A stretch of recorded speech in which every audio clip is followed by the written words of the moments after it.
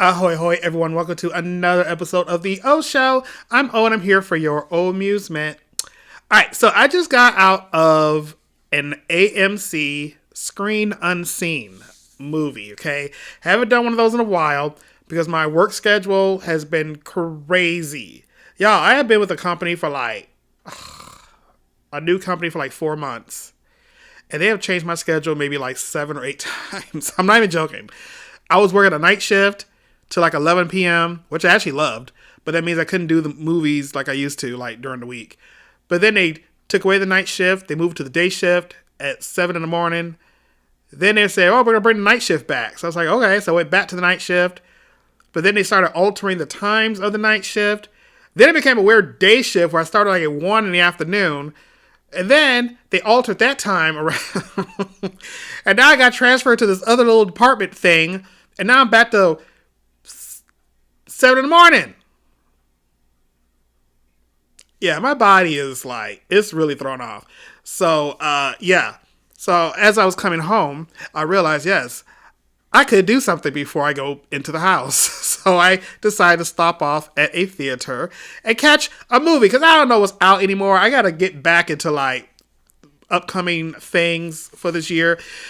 So anyway, as you know, what's it called? A Screen Unseen is a movie that has not premiered yet. So you get to see it a week or two early or what have you, right? So I was like, okay, I'm going to go see what it is. And it starts. And I'm like, what the hell is this? No, seriously, what the fuck is this?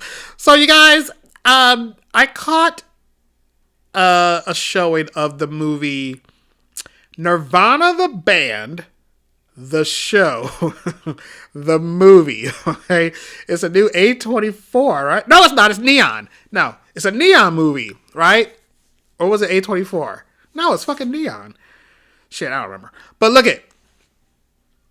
God, I don't know what the fuck this was. I was just sitting there looking around wait a minute, who's here? I don't know if people knew what it might have been, or is it just a mixed crowd? It was kind of, you know what? When I bought my ticket, there was maybe only 6 or 7 seats left to buy. But when I got there, there were 20 seats open. A lot of people did not show up for this movie. That's odd. Anyway, you guys, I don't know who these people are. So I am super not prepared for this review. I'm gonna tell you what happened though. Not all of it, but I'm gonna break it down for you. So apparently there are these two guys named Matt Johnson and Jay McCarroll, right? So I guess they're based in Canada, maybe around Toronto, because the movie takes place in Toronto, which I've been to. Hey, my friend Yvette took a road trip. So, that was kind of cute seeing. I was like, oh, wait, I know where that is. But look at, apparently, these guys do stuff on the street. If you're familiar with Billy Eichner's, the hell was his show called? Oh my God, my brain today, you guys. I'm so tired. I had to wake up at 4:30 in the morning to get to this damn 7 o'clock job. Billy on the Street? Billy on the Street. I think that's what his show is called. So I guess these people kind of do the same thing, and their group is called Nirvana the Band, and then they have a show. So it's called Nirvana the Band, the show. And I guess, I don't know if they really do play music.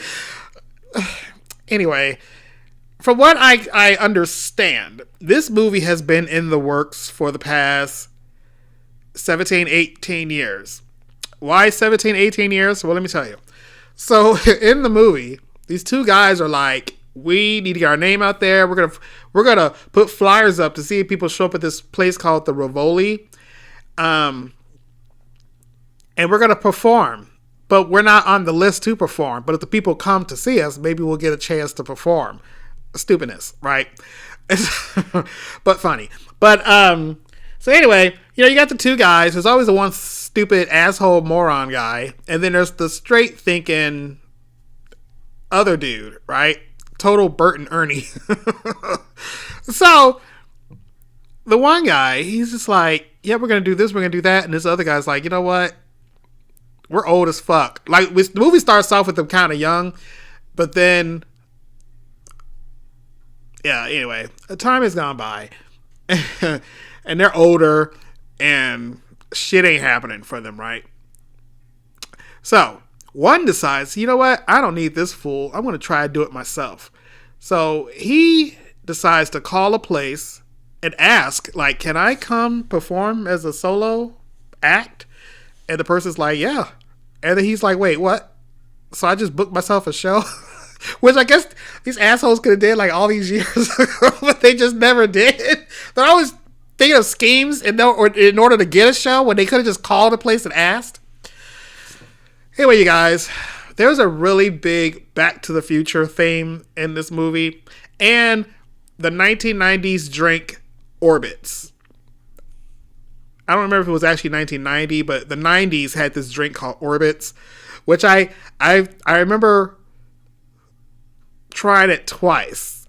The first time it came out, and then like years later, I found one in a convenience store, and I don't know if it was something from the 90s. It was just still sitting on the shelf. Not on the shelf. It was in the freezer thing, or the cooler. So I assumed it was like a fresh one. I don't know. I bought it and drank it, and then I remember why I didn't like Orbits. But if you don't remember what Orbits is, it was this drink, and when you look at it, you're like, what the hell's floating around in there, right? Shit that didn't move. It was just in there. But there were these weird, like, I can't even describe it. There was these weird jelly things that just, look it up. Okay, just look it up. If you don't know what I'm talking about, Orbits. So anyway, you guys, there's a big thing about Orbits. This one guy is playing around in this RV. He spills some Orbits on this Back to the Future time machine thing he has built in a closet. It sets a fire, and apparently it now makes the RV actually work as a time machine, right? So when the second one decides he's going to leave this guy, he's going to drive to I think it was Ottawa from Toronto. He tries to make a break for it, but doesn't realize the other guy is sleeping in the back. So when the other guy wakes up, he's like, oh, what are you doing? Oh, nothing. His plan was foiled. However, the whole RV is like decked out like Back to the Future. So when he hits like 88 miles per hour, they actually go back to 2008. Okay. Anyway, you guys, the movie's funny. I went in blind. I didn't know what to expect. It has some issues. It's not taking itself serious because I don't know the people enough, but I get that they're just like dumb and funny, and so I was like, okay, I can't judge this like for real. I just gotta let it just do what it do. It was funny. I had a good time. I will say that. I kind of want to maybe look up an episode or two of their show just to see like what happens, because I feel like there was a lot of humor in the movie of jokes that I didn't get. Maybe it was something from their show or like a reference. I don't know, but there were two guys to my left dying. Okay, every time something happened, they are just dying laughing, and I was laughing more at them than the movie. But I mean, the movie was good. It's not a bad movie. It's also filmed in like a mockumentary situation, right? So you have like two cameramen, I think, who are just constantly following these people like night and day. So I'm like, who are these dudes? Why are they never sleeping? Why are they never leaving? They're just there with the camera, so you're supposed to get this feeling that whatever. And they do break the fourth wall. They're talking to the guys. They're like, hey, Kenny, or whatever the guy's name was. I don't remember names in this movie. But they're like, hey, blah, blah. But then it gets ridiculous because there's certain times where like there's obviously one guy in the front of the bus filming, and then there's the other guy in the back of the bus. But then the next scene, there's someone already outside filming them get off the bus, but there's only two cameramen. Like, how the hell the cameraman get outside? Shit like that. It was kind of funny when they get to 2008 and before they realize, like, oh my God, we actually went back in time. We're in 2008. They do show people like walking down the street with their 2008 fashions, and Okay, remember when it was like hot as hell outside and people were walking around with scarves around their necks? What the hell are we thinking? So the way they realized they were in 2008 is they decided to go see a movie, and you can see on the marquee it says like The Hangover. What other movie? Oh shit, I forgot the other movie. But they went to see The Hangover, the first one, right? And the reason the one guy finds out is really actually 2008 because like there's a scene where Ed Helms' character is in the house with his wife, and then Bradley Cooper pulls up outside, and he's like, "Dr. Faggot, Paige Dr. Faggot," and like the whole theater is cracking up, and he's looking around like, "How are they laughing at this?" Because you can't say faggot anymore in society. Well, they can't use fag because you can't say fag unless you're a homosexual. Really? So we can't say fag? No, see, you got beeped. He was like, the whole theater's cracking up at this word. Oh my God, it's fucking 2008. So, however, okay, so again, I don't know who these people were. I was trying to do a little research before this video.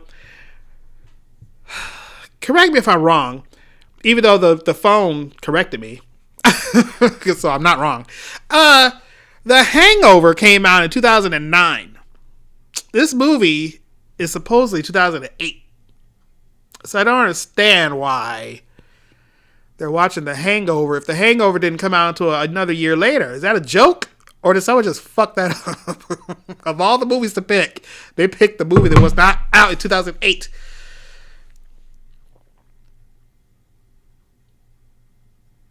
I'll be honest, at the very, very, very, very, very, very last like 10 minutes of this movie, I fell asleep. Not because it was boring, because my body's like, I'm so tired. I go to bed at like midnight to get up at 4:30 in the morning. Like it's like I can't go to bed early. It's just dumb to me. Anyway, you guys, that was Nirvana, the band, the show, the movie. Okay. I also can't tell you when this movie officially comes out. I was trying to see what the release date was. The movie keeps being dated 2025, so I'm guessing they've been doing this for a while. I don't know. If you know, let me know. Help a brother out. Help everyone out. We all want to know. If you know more about these people and this show, what is happening? Okay, so if I had to rate Nirvana the band, wait, what is it? Nirvana the band, the show, the movie. I'm gonna give it a 3. Like I said, it wasn't bad. It was funny. It's stupid. Don't take it seriously. They do some crazy ass shit in here. It was really funny though when they come back to real time. There's things happening to them. It was actually really cute. Like, for instance, one of the guys actually does become famous. And there's a part where he's at the Oscars. He's making a joke. And then Will Smith goes onto the stage. Now, they don't show the slap. But you know exactly what it is. But they took Chris Rock out and they replaced him with this guy. And it does really look like he's there.